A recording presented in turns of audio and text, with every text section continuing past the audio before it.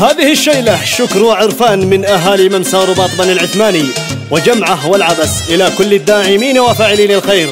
كتب كلماتها الشاعر نبيل حاجب العثماني، أداء الشاعر أبو عثمان معاذ العثماني، تسجيل استوديو أنغام يريم. باسمه فضله على كل العباد، باسمه المنان خلق العباد، باسمه ربي ذي عليه الاعتماد، وحده الله ذي عليه الاعتماد. ابن حجب قال ذكر الله زادي، الله انك تجعله لخير زاد، بعد ذكره الف شكر للايادي، ذي لها بصمه بلغت الشداد. شكرهم واجب علينا في بلادي، في طرقها والمشاريع الجداد، الف شكر للرجاجيل الجيادي، كل من ساهم ومن شارك وجاد. شكر للجنة على الاجتهاد، قبل الله سعيهم والاجتهاد، والنقي الاكبر دليل ان الشداد ناس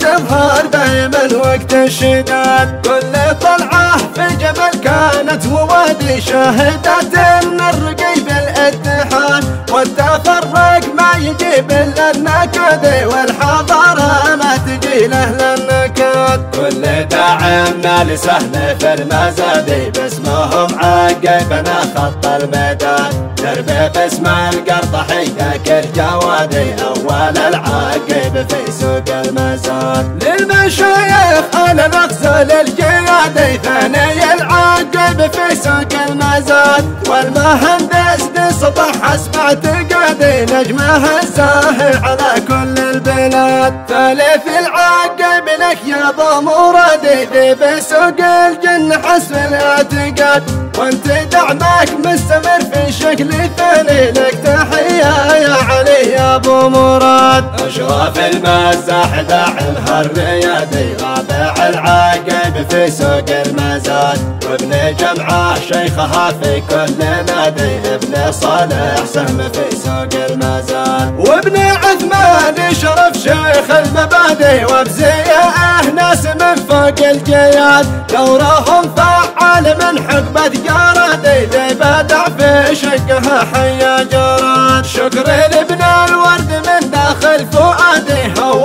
عماله على ذاك الجهاد، شكر كل الناس واجب في بلادي، في طرقها والمشاريع الجداد. شكر يكتب خاص من ارقى المدادي، يكتب الشاعر من ابياته وزاد، شكر شاعر شهم ما هو شخص عادي، شخص متعزز من اعيان البلاد. شل بشيله بصوتك يا معاد، شل بشيله ولحن يا معاد، ختمها نسأل من الله السداد، هو سندناه ومددنا والعتاد. ختمها نسأل من الله السداد، هو سندناه ومددنا والعتاد. يا صلاة الله على أعظم قيادي، أحمد المحمود في يوم التناد. يا صلاة الله على أعظم قيادي، أحمد المحمود في يوم التناد.